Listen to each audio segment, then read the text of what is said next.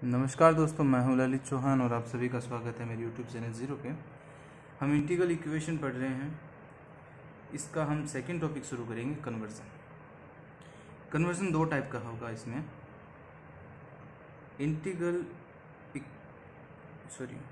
पहले पढ़ेंगे हम डिफरेंशियल इक्वेशन को इंटीग्रल इक्वेशन में चेंज करना, ये कन्वर्जन पढ़ेंगे। फिर हम पढ़ेंगे इंटीग्रल इक्वेशन को डिफरेंशियल इक्वेशन में चेंज करना, और ये दोनों ही कन्वर्जन बहुत इंपॉर्टेंट है और कंपटीशन एग्ज़ाम के पॉइंट ऑफ व्यू से भी इम्पोर्टेंट है। ठीक है, तो अभी शुरू करने से पहले यहाँ दो नाम बताऊंगा मैं आपको। एक होगा इनिशियल वैल्यू प्रॉब्लम, एक होगा बाउंड्री वैल्यू प्रॉब्लम। तो इनिशियल वैल्यू प्रॉब्लम क्या होता है कि कोई भी डिफरेंशियल इक्वेशन है, किसी भी ऑर्डर की हो, ठीक है, उससे कोई फ़र्क नहीं पड़ता। ये मान लो कोई डिफरेंशियल इक्वेशन है। अब इसमें डिपेंडेंट वेरिएबल क्या है, y। तो डिपेंडेंट वेरिएबल पर और उसके डेरिवेटिव पर, डेरिवेटिव मतलब dy/dx, तो डिपेंडेंट वेरिएबल पर और उसके डेरिवेटिव पर किसी पॉइंट पर वैल्यू दी हुई हो और वो जो पॉइंट है ना वो सेम हो। जैसे मान लो दोनों की वैल्यू हो, कुछ भी वैल्यू से फ़र्क नहीं पड़ता क्या है, लेकिन डिपेंडेंट वेरिएबल या फिर उसके डेरिवेटिव या दोनों की वैल्यू सेम पॉइंट पे दे रखी है, जैसे 0 पे दे रखी है, तो ये कहलाएगी इनिशियल वैल्यू प्रॉब्लम। और इसी डिफरेंशियल इक्वेशन में ये जो कंडीशंस हैं वो एक से ज़्यादा पॉइंट पे दे रखी हो, 2 पॉइंट पे दे रखी है। जैसे इसमें दो पॉइंट पे दे रखी है। डिफरेंशियल इक्वेशन यही है, डिपेंडेंट वेरिएबल और उसके डेरिवेटिव या फिर उसके डेरिवेटिव, मतलब दोनों में से किसी एक की भी दी हो सकती है, दोनों की दी हो सकती है। उनकी जो वैल्यू है वो अलग अलग पॉइंट्स पे दे रखी हो। जैसे इसमें 0 और 1 पे दे रखी है तब तो वो कहलाएगी बाउंड्री वैल्यू प्रॉब्लम, और सेम पॉइंट पे दे रखी है तो वो कहलाएगा इनिशियल वैल्यू प्रॉब्लम। ठीक है, और एक बात यहाँ पे ध्यान रखना कि जो इनिशियल वैल्यू प्रॉब्लम है ना डिफरेंशियल इक्वेशन, वो जो इंटीग्रल इक्वेशन में चेंज होगी वो इक्वेशन होगी वोल्टेरा। मतलब यदि आपको इनिशियल वैल्यू प्रॉब्लम दे रखी है ना, तो उसका जो इंटीग्रल इक्वेशन बनेगा वो हमेशा वोल्टेरा वाला बनेगा। वोल्टेरा कौन सा है, जिसमें लिमिट क्या है, वेरिएबल वाली हो। और बाउंड्री वैल्यू प्रॉब्लम दे रखी है तो वो हमेशा फ्रेडहोल्म में चेंज होगा। ठीक है, फ्रेडहोल्म इंटीग्रल इक्वेशन में, जिसमें लिमिट, इंटीग्रेशन की जो दोनों लिमिट है वो कांस्टेंट होगी। ठीक है, इतनी बात आप समझ गए। अभी हम शुरू करेंगे चैप्टर। तो इसमें एक चीज़ और बताता हूँ आपको कि जब आप इंटीग्रल इक्वेशन को डिफरेंशियल इक्वेशन में चेंज करोगे, या सॉरी डिफरेंशियल इक्वेशन को जब आप इंटीग्रल इक्वेशन में चेंज करोगे ना, तो एक बहुत इंपॉर्टेंट फॉर्मूला है, वो आपके काम आएगा, लिख लो। ठीक है, integration limit a to x g of t integration n times, मतलब यदि आप n टाइम्स इंटीग्रेशन कर रहे हो तो वो इक्वल होगा इंटीग्रेशन साइन लिमिट और x माइनस टी की power n-1 upon factorial n-1 और g ऑफ t dt। जितनी बार इंटीग्रेशन हुआ है उससे एक कम बार x माइनस टी। देखो ये x कौन सा है, लिमिट वाला, ये t कौन सा है, जिस वेरिएबल के रेस्पेक्ट में आप इंटीग्रेशन कर रहे हो। मैं इसको यहाँ लिख देता हूँ साफ सुथरा।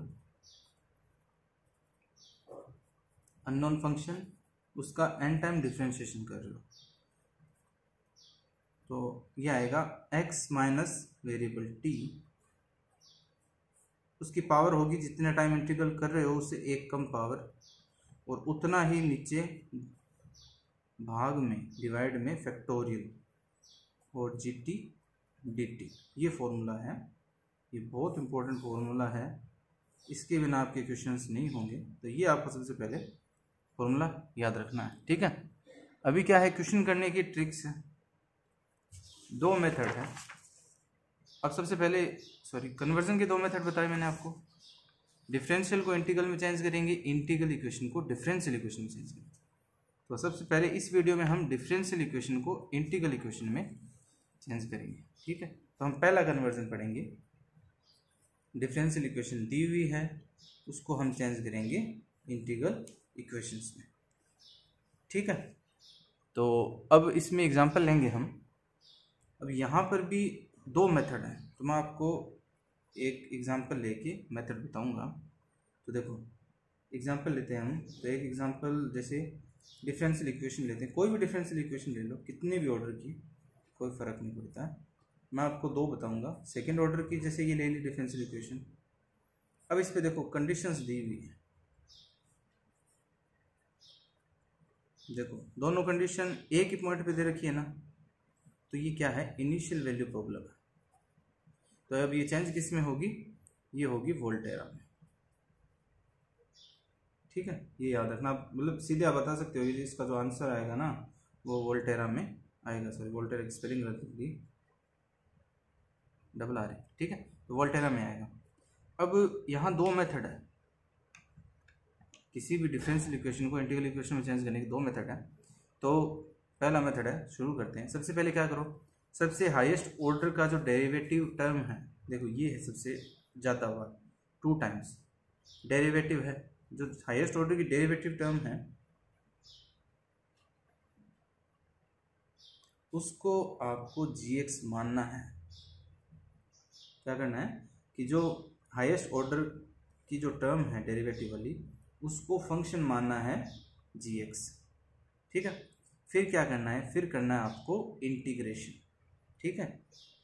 इंटीग्रेट बोथ साइड, ठीक है। इंटीग्रेट करना है बोथ साइड। लिमिट आपको लेनी है a से x। अब a यहाँ पे मैंने 0 क्यों लिखा है, क्योंकि वो जो इनिशियल कंडीशंस दी हुई है ना आपके पास, वो किस पे है, 0 पे, इसलिए मैं 0 से x तक कर रहा हूँ। अगर ये दोनों 1 पे दी हुई होती ना तो मैं 1 से x तक इंटीग्रेट करता। दोनों तरफ इंटीग्रेट कर दो, 0 से x dy/dx। तो आपको क्या याद रखना है, सबसे पहले हाईएस्ट टर्म को gx मान लो, इंटीग्रेट कर दो दोनों तरफ, ठीक है।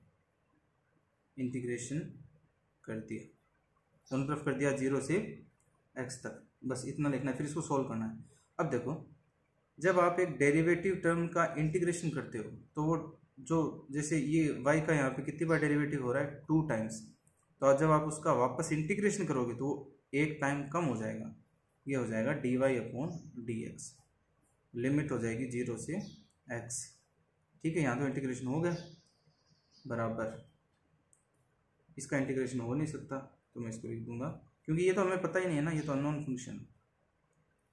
अब यहाँ पे लिमिट रखो, तो डी वाई की वैल्यू रखो फंक्शन ऑफ एक्स, तो एक बार तो रखो वाई ऑफ एक्स, तो ये तो y of x upon d x. Upper limit minus lower limit, limit रख दी 0 से x g x d x, ठीक है। अब y ऑफ x ये तो सीधा सीधा लिख देते हैं dy/dx। यहाँ पे ये जो y है ना, ये है y ऑफ x, लेकिन ये x बार बार में लिखते नहीं है, ठीक है। माइनस y0, y की 0 पर क्या वैल्यू दे रखी है, 0, तो यहाँ पे लिख देंगे 0, और 0 का डेरिवेटिव क्या हो जाएगा, 0 is equals to 0x g of x dx, ठीक है।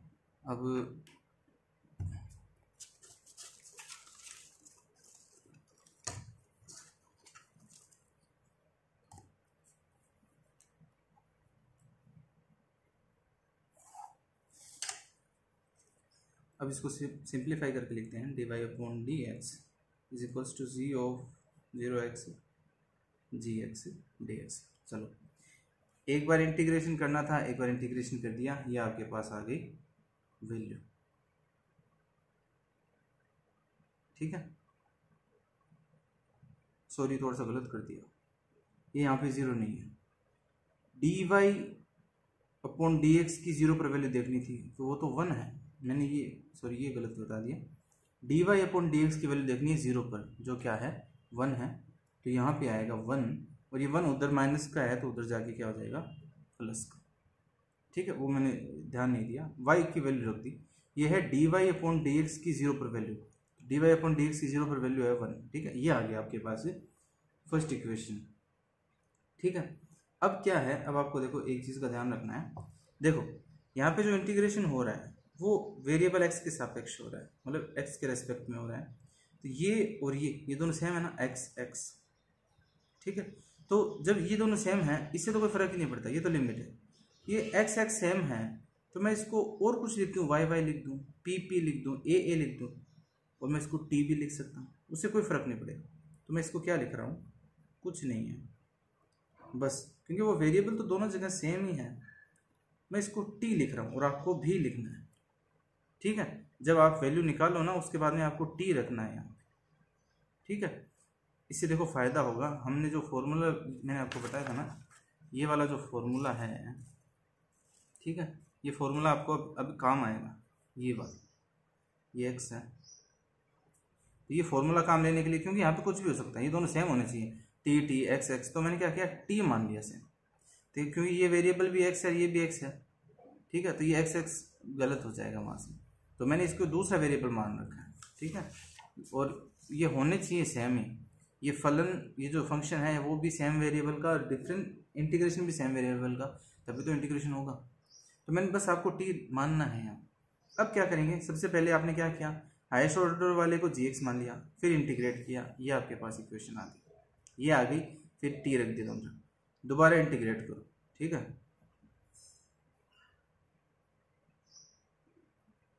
वही लिमिट 0 से x, 0 क्यों, क्योंकि इनिशियल 0 दे रखी है, आपको ऊपर वाले हमेशा x माननी है। पहले तो इस साइड करेंगे। ठीक है, 0 से x dy/dx 0 से x dx। अब क्या है, अब देखो यहाँ ध्यान रखना, हमें लिखने यही वाला है। ठीक है, तो ये इक्वेशन फर्स्ट देते हैं, ये वाला लिखेंगे हम gx, और 2 बार इंटीग्रेशन कर दिया है x के रेस्पेक्ट में। ठीक है, आपको सॉल्व करके फिर t लिखना है सिर्फ। ठीक है, फिर बाद में हम t मान लेंगे वापस दोबारा, लेकिन आपको फिर सॉल्व यही करनी है, ये वाली इक्वेशन का इंटीग्रेशन करना है। ठीक है, तो इसका करेंगे तो एक बार देखो, पहले 2 टाइम्स था तो 1 टाइम रह गया, अभी 1 टाइम है तो सिर्फ y रह जाएगा, y की लिमिट हो जाएगी 0 से x, 1 का इंटीग्रेशन हो जाएगा x, लिमिट हो जाएगी 0 से x, और इसका इंटीग्रेशन अभी हम कर नहीं सकते, इसका पड़ा रहने दो। ठीक है, यहाँ लिमिट रखो y(x), तो y(x) तो y पड़ा है, माइनस y(0), उसकी वैल्यू 0 है। अपर लिमिट x की जगह x लिखो, x minus lower limit 0 plus 0x g(x) square. अब ये तो y रह गया, ये 0 हो गया, छोड़ो इसको, ये x हो गया, प्लस अब आप क्या करो, यहाँ पे x है ना, तो इसको एक बार t मान लो, कोई फर्क तो पड़ेगा नहीं, क्योंकि ये दोनों सेम है और आपको मानना भी t ही है। ठीक है, तो आप इसको जैसे ही t मानोगे, तो मैंने फॉर्मूला बताया था ना अभी कि 0 से x gt n times integration है ना, वो x minus T power n-1 factorial n-1 gt dt होगा। तो अब ये 2 टाइम्स इंटीग्रेशन है तो एक कम पावर, 0 से x माइनस टी, इसकी पावर कितनी हो जाएगी, इससे एक कम, तो 2 की एक कम 1 हो गई, फैक्टोरियल हो गया 1, और ये हो गया gt, और ये हो गया dt। तो यहाँ से y की वैल्यू आ गई आपके पास, ये आपके पास dy dx की वैल्यू आ गई gt के टर्म में, और इसकी भी आ गई आपके पास y की वैल्यू gt के टर्म में आ गई ना। अब आपको कुछ नहीं करना, ये वैल्यू सारी उठा के इसमें वापस रखनी है। ठीक है, तो हम क्या करेंगे, इक्वेशन 1 और इक्वेशन 2 से वैल्यू उठा के डिफरेंशियल इक्वेशन जो दी हुई थी ना उसमें वापस रख देंगे। ठीक है, तो सबसे पहले ये वाली वैल्यू रखते हैं, इसको तो मैंने माना था gx। ठीक है, तो वो तो हो गया gx, प्लस यहाँ पे y की वैल्यू रखते हैं, ये y की वैल्यू है, y की वैल्यू क्या है, x प्लस इंटीग्रेशन 0 से x minus t g t d t is equals to cos of x. तो ये आ गई इंटीग्रल इक्वेशन। तो इस डिफरेंशियल इक्वेशन को, ये कंडीशंस थी, इनको इनिशियल कंडीशंस है, इन इनिशियल कंडीशंस के साथ हमने इस डिफरेंशियल इक्वेशन को इंटीग्रल इक्वेशन में चेंज कर दिया। करना क्या है, जो हाईएस्ट टर्म है ना उसको जी मानना है, फिर इंटीग्रेट करना है, फिर जो भी एक कम टर्म वाला पद आ जाएगा, ठीक है, उसको दोबारा इंटीग्रेट करना है एक्स के रेस्पेक्ट में। तो जो टर्म आ जाए ना उसको बस जीटी के साथ करके लिख लो, इसका करना कुछ नहीं है। फिर इसी वाली इक्वेशन को एक्स के रेस्पेक्ट में दोबारा इंटीग्रेट करेंगे, फिर वो टर्म आ जाएगी। फिर आप जब दोबारा टी रखोगे ना एक्स की जगह, तो फिर ये फॉर्मूला काम आएगा, ठीक है। और फिर इस फॉर्मूला को यूज़ लेके आप वाई की वैल्यू निकालिए। फिर जो भी वैल्यू रिक्वायर्ड है, देखो इसकी रिक्वायर्ड नहीं थी, टर्म ही नहीं है इसमें, जरूरत नहीं पड़ी, इसकी रिक्वायर्ड थी वाई की, इसकी हमने जी एक्स माने था, वो वहाँ पे रख दी, और जैसे रखी तो आपके पास ये इंटीग्रल इक्वेशन आ गई। तो हमने डिफरेंशियल इक्वेशन को इंटीग्रल इक्वेशन में चेंज कर दिया, ठीक है। अभी मैं आपको एक एग्जांपल और बताता हूँ इसी मेथड से, ताकि आपके ये पूरा क्वेश्चन जो है ना वो एकदम क्लियर हो जाए। एग्जाम में आपको ऐसे ही करना, ठीक है। बहुत ईजी है ये पूरी बुक ईजी है। इसमें क्या है कि आप जितने क्वेश्चंस की प्रैक्टिस करोगे ना, अब ये थोड़ा हार्ड वाला क्वेश्चन है, हार्ड मतलब कि इसमें थोड़ी कैलकुलेशन ज़्यादा है, बाकी वैसे हार्ड नहीं है कि आपको समझ में नहीं है, ठीक है। ये लिख लो। तो मेथड क्या है, और ये देखो एक चीज़ देखो, ये देखो वोल्टेरा में चेंज हुई ना, वोल्टेरा में ही चेंज होगी इनिशियल वैल्यू प्रॉब्लम। और इस पे देखो, इस पे कंडीशंस क्या है, इस पे कंडीशन है y की वैल्यू 0 पर 1 है, y डैश की वैल्यू 0 पर क्या है 1 है, और y डबल डैश की वैल्यू 0 पर क्या है 0, ठीक है। तो देखो सभी वैल्यूज़ क्या है 0 0 0 पे दे रखी है, तो ये भी इनिशियल वैल्यू प्रॉब्लम है। इसका जो आउटपुट निकलेगा ना इंटीग्रल इक्वेशन, वो भी किस में निकलेगी, वो वोल्टेरा ही होगी। तो आपको करना क्या है, हाईएस्ट डेरिवेटिव टर्म देखो ये वाली है, तो सबसे पहले इसको लिख लो, उसको मान लो जी ऑफ एक्स, फिर क्या कर दो इंटीग्रेट कर दो, वही 0 से x, दोनों तरफ 0 से x इंटीग्रेट कर दो, इंटीग्रेट कर दिया x के रिस्पेक्ट में। यहाँ करेंगे तो 3 टाइम्स है तो 2 टाइम्स हो जाएगा, d2y अपॉन dx², लिमिट होगी 0 से x। इसको हम इंटीग्रेट कर नहीं सकते, ये फंक्शन हमें पता ही नहीं है क्या है, ठीक है। अब इसमें क्या करेंगे, अपर लिमिट रखेंगे, तो ये है 2 टाइम डेरिवेटिव yx, तो ये तो ऐसा का ऐसा रह जाएगा, माइनस लोअर लिमिट 0। तो देखो ये दे रखिए, सेकेंड डेरिवेटिव की 0 पर वैल्यू क्या है 0, 0 to x g of x gx, ठीक है। तो यहाँ से क्या आ गया, y डबल डैश किसके इक्वल आ गया 0 to x g of x dx। अब आपको क्या करना है, इसको एक नंबर दे दो, सॉरी इसको नहीं, x की जगह लिख लो t, इसको एक नंबर दे दो, ठीक है। अब ये हमारे काम क्या नहीं, सिर्फ पुट करने के काम आनी है, हमें वापस ये इक्वेशन लेनी है, ठीक है। x वाली, t वाली नहीं, x वाली वापस लो, फिर उसको दोबारा लिखो और उसको दोबारा इंटीग्रेट करते हैं, ठीक है। तो सबसे वही वापस लेंगे हम x वाली इक्वेशन, 0 से x g of x dx, दोबारा इंटीग्रेट करेंगे, अगेन इंटीग्रेट करेंगे 0 से x, ये 2 टाइम्स है,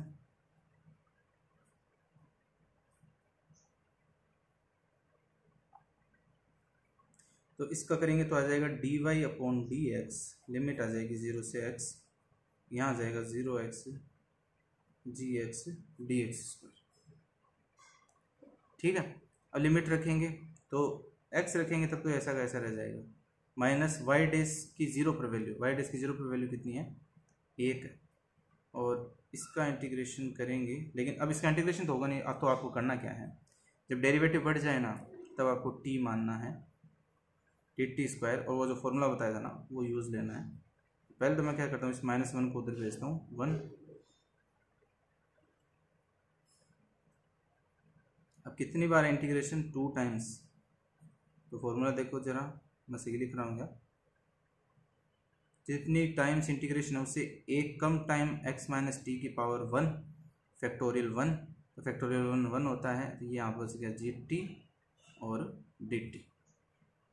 लास्ट वाले क्वेश्चन में यहाँ ख़त्म हो गया था, सॉरी लास्ट वाले क्वेश्चन में क्या था, जहाँ पे सेकंड डेरिवेटिव वाली टर्म थी ना, वहाँ पे वो क्वेश्चन खत्म हो गया था, वो y के इक्वल आ गया था, ठीक है।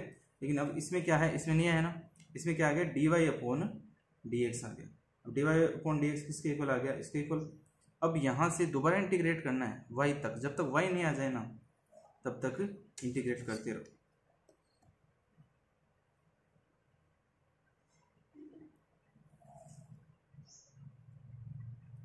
ठीक है, अब हम क्या करेंगे, इसको दोबारा इंटीग्रेट करेंगे। अब इस टर्म को इंटीग्रेट करना, इस वाले को, ठीक है। तो मैं आपको बता दूंगा, बहुत इजी है। देखो हम क्या करेंगे, अगेन इंटीग्रेट, यहाँ पे तो नहीं आएगा, ये दूसरे पेज पे कर देते हैं। इक्वेशन ले लो, इसको 2 नंबर दे दो,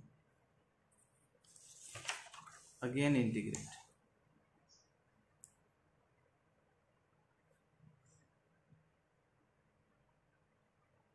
ठीक है, पहले वो इक्वेशन लिख देते हैं जो अभी आई थी, dy/dx थी बराबर था 1 + 0 से x minus t g(t) dt। अब ये यहाँ लिखेंगे, अगेन इंटीग्रेट, ठीक है। दोबारा इंटीग्रेट करते हैं।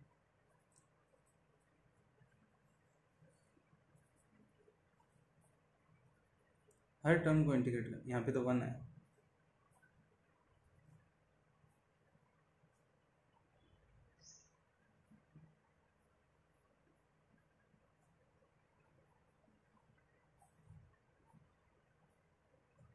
इसको इंटीग्रेट करना है, ठीक है, लिमिट 0 से x, ठीक है।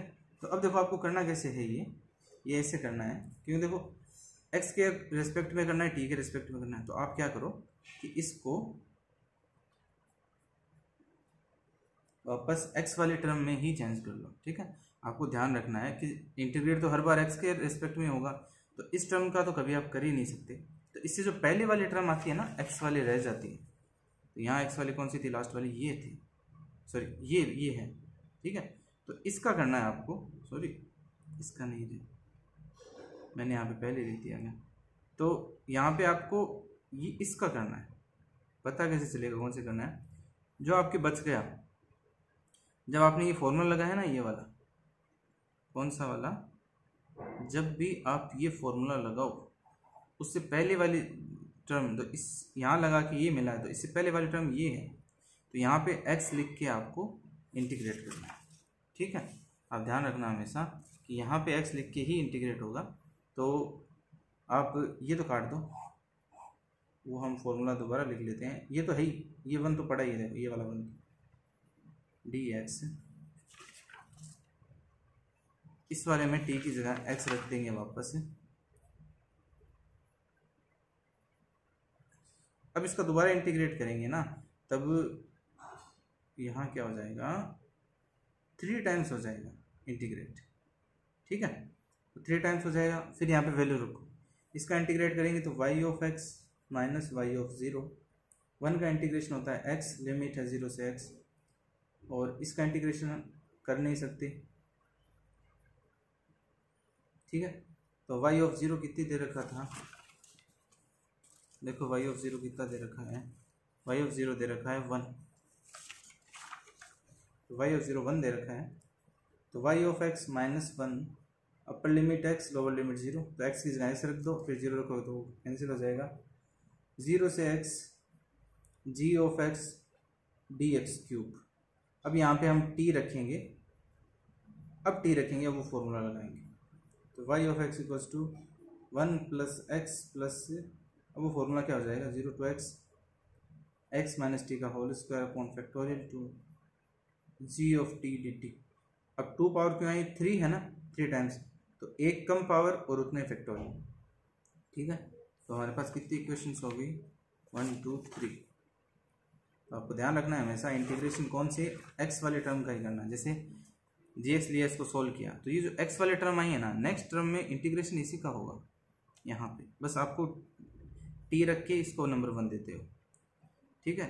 और फिर यहाँ पे इंटीग्रेशन हो गया पूरा, देखो यहाँ तक, फिर यहाँ पे मैंने टी रख दिया था, तो वापस यहाँ पे एक्स रख के ही अगले टर्म में इंटीग्रेशन होगा। जहाँ पे इंटीग्रेशन, जैसे यहाँ पे इंटीग्रेशन कंप्लीट हो गया था हमारा, लिमिट वगैरह रख दी, ये कंप्लीट हो गया, फिर टी रख के आप चाहो तो यहाँ पहले ही एक्स लिख दो और फिर टी लिखो, फिर उस फॉर्मूले को लगाओ। तो ये जो इक्वेशन है ना डी एक्स स्क्वायर वाली, इसका ही दोबारा इंटीग्रेशन होगा। ठीक है, तो ये आपके पास आ गया। अब आपको क्या करना है, इक्वेशन 1 2 3 को है ना यहाँ पुट करना है और आपके पास डिफरेंशियल इक्वेशन आ जाएगी। तो ये देखो, सबसे पहले इसको जी एक्स लिख देता हूँ। ठीक है, पुट दी वैल्यूज, सबसे पहले जी एक्स, फिर क्या है x, x d two y upon d x square, d two y upon d two y कौन सा है, ये रहा, ये डी टू वाई है, और यहाँ पे मैं क्या रखूँगा, टी रख दूँगा। ठीक है, क्योंकि मेरे को टी के टर्म में रखनी है ना वो सारी, जितने भी इसमें बनेगी। ठीक है, तो डी टू वाई वाली कौन सी है, सर ये टी के टर्म में रख दूँगा और x मल्टीप्लाई कर दूँगा। x मल्टीप्लाई है, ये वैल्यू क्या है, 0 to x gt dt, 0 to x gt dt। ठीक है, ब्रैकेट लगाने की जरूरत नहीं है क्योंकि एक ही टर्म है अंदर, प्लस यहाँ पे क्या मल्टीप्लाई है, x square minus x multiply y, x square minus x multiply y, y की वैल्यू देखो बड़ी सारी, ये वाली पूरी, तो 1 plus x plus 0 to x x minus t का whole square upon factorial 2 G of t d t. ठीक है, अलग ये है, और इक्वल में है x e raise to power x, x multiply e raise to power x plus 1। अब देखो इसको सॉल्व करेंगे और जी एक्स के इक्वल में लिखेंगे। ठीक है, पहले तो ये दो टर्म है जो पहले से ही है यहाँ। ठीक है, अब हम इन सभी को सॉल्व करके लिखेंगे। तो जीटी वाली टर्म आपको हमेशा लास्ट में लिखनी है। ठीक है, तो उससे पहले जो बिना जीटी वाली है, तो इन दो को मल्टीप्लाई करो, बिना जीटी वाली टर्म आएगी। तो यहाँ पे हम क्या कर देंगे, इन दोनों को मल्टीप्लाई करके, देखो इसको पूरे को सॉल्व करके लिख लेना। ठीक है, मैंने सॉल्व कर रखी है इसको, तो सेम ही आएगा आंसर, एक्स स्क्वायर माइनस 1 आ जाएगा, माइनस 0 to x। और देखो अब हम क्या करेंगे, यहाँ पे जी टी डी टी है, इसमें भी जी टी डी टी है, तो सबसे पहले इंटीग्रेशन दोनों में है। ठीक है, तो वह रख लिया, अंदर क्या बच जाएगा, अंदर ये बच जाएगा,